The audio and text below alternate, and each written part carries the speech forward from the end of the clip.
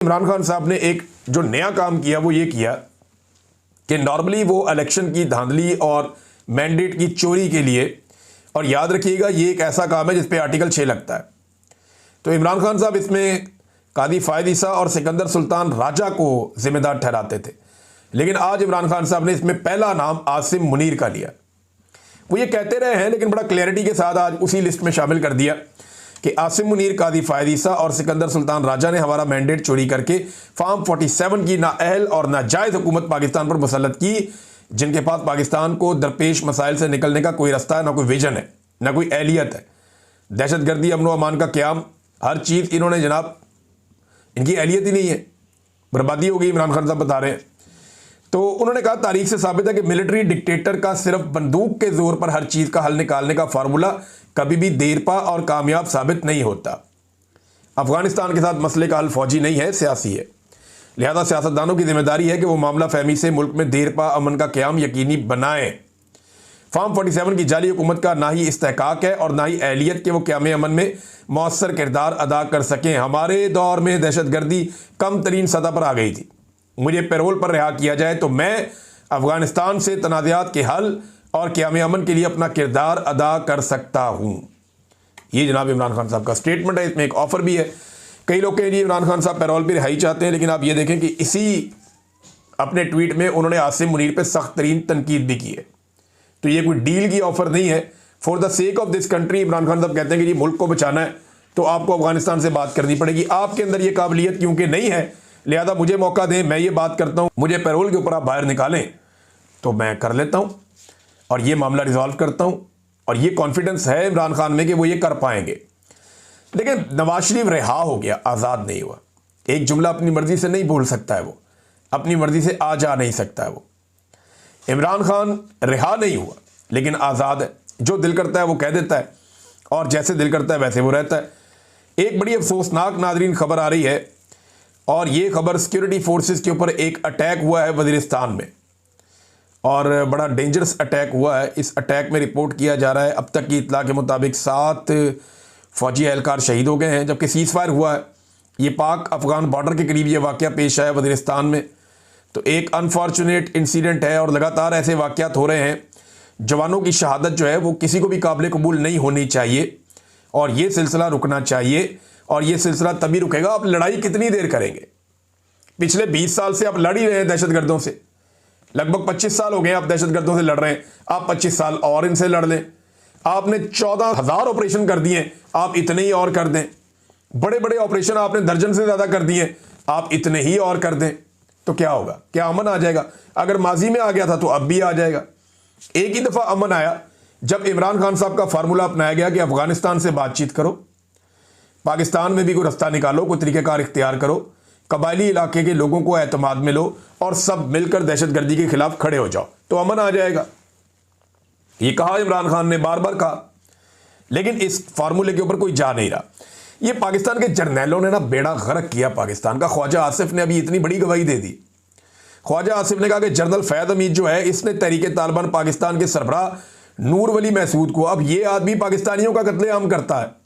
आज पाकिस्तान का एक मतलूब आदमी है, इसके चक्कर में आप ड्रोन लिए फिरते हैं, कभी अफगानिस्तान में, कभी जेट तैयारे।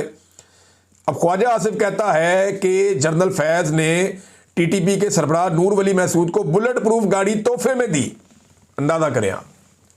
और दहशतगर्दों को पाकिस्तान वापस लाकर बसाने का जो फार्मूला है वो भी जनरल फैज़ का, जनरल बाजवा का और जनरल नदीम अंजुम का था। और ये रल के ये कार्रवाई डाल रहे थे और ये दहशतगर्दों को पाकिस्तान में लेकर आए। कैसी बदकिस्मती है पाकिस्तान की कि जर्नैल तकदीर का फैसला करते हैं और मुसल्लत करते हैं। इमरान खान के दौर में नहीं कर पाए, उन लोगों ने मना कर दिया था। तो ये जब अर्दली हुकूमत आई, इंपोर्टेड हुकूमत, तो उसे उन्होंने कहा जी बिल्कुल हमारी क्या जरूरत है। आ गए दहशतगर्द और अब छा गए हैं वो और हर तरफ मौजूद है। अब उनके साथ आप लड़ते हैं, रोजाना आपके जवान शहीद होते हैं। तो क्यों कौम को इस अंधे कुएं में धकेला? बात सादी सी है। मुझे ऐसा लगता है कि बलूचिस्तान और खैबर पख्तूनख्वा को पूरे को एक लॉ एंड ऑर्डर के हवाले से एक नो गो एरिया में तब्दील कर दिया जाएगा। फिर यहाँ से मर्जी की मादनियात उठाई जाएंगी और जिसको जो दिल किया बेच दिया। मुझे तो ऐसा लगता है। बलूचिस्तान में अनारकी की जो सबसे बड़ी वजह है वो उसके वसाइल है। बलूचिस्तान में जो लॉलेसनेस है या बलूचिस्तान जो एक नो गो एरिया बना हुआ है, उसकी सबसे बड़ी वजह क्या है? वहां पे जो मादनी वसाइल है। और खैबर पख्तूनख्वा में भी उन इलाकों में ज़्यादा बदअमनी है जहां पे मादनी वसाइल ज़्यादा है। तो ये बड़ी बदकिस्मती है पाकिस्तान की। नाज़रीन, कुछ स्टेटमेंट हैं जो माजी में इन लीडर्स ने दिए हुए हैं, ख्वाजा आसिफ ने और बाकी वज़रा ने, वो अब इनके गले पड़ गए उनके अपने स्टेटमेंट्स। मैं इनमें से ना कुछ आपके सामने रखता हूँ, ये आप देखें कितना इंटरेस्टिंग है। ये जनाब ख्वाजा आसिफ को अगर आप पहले सुने तो मैं इनका स्टेटमेंट आपको सुनाता हूँ। आज ये कह रहे हैं कि पीटीआई फ़ौज की क़यादत के ख़िलाफ़ बयान देती है, लेकिन माजी में ख्वाजा आसिफ का अपना स्टेटमेंट है, आज बड़ा वायरल हुआ है। बात तो उनकी ठीक है, काम तो वही हो रहा है ख्वाजा आसिफ ने उस दौर में जो बात की थी, लेकिन ज़रा सुने आप। ये असला जो हमने अपनी दिफाई अफवाज को दिया हुआ है, ये हमने हिंदुस्तान के आगे उनको लड़ने के लिए दिया था।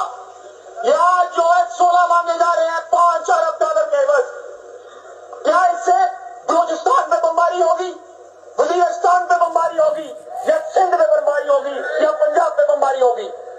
क्योंकि आज तक तारीख में हमारे हुक्मरानों ने कोई जंग नहीं जीती, और जो भी जंग लड़ी उसकी इब्तिदा हमारे हुक्मरानों ने की। ये लम्हा फिक्रिया है। हाँ जी नाज़रीन, ये ख्वाजा आसिफ साहब फरमा रहे हैं इस हवाले से। एक अता तारड़ का भी क्लिप बड़ा वायरल हुआ। अता तारड़ जो है, ये कुछ अर्सा पहले का क्लिप है, जब तहरीके इंसाफ के ऊपर गोली चलाई मौजूदा रजीम ने 26 नवंबर को। उसके बाद इन्होंने कहा जी आपने बंदे मार दिए ने हत्ते। तो अता तारड़ क्या कह रहा था, जरा ये सुने। आप गोलियों की बात करते हैं, टीएलपी के धरने के ऊपर, तरीके लबैक के धरने के ऊपर जो गोलियां चलाई और उन्होंने जो लाशें उठाई, आपने आज तक माजरत की, ताज़ियत की।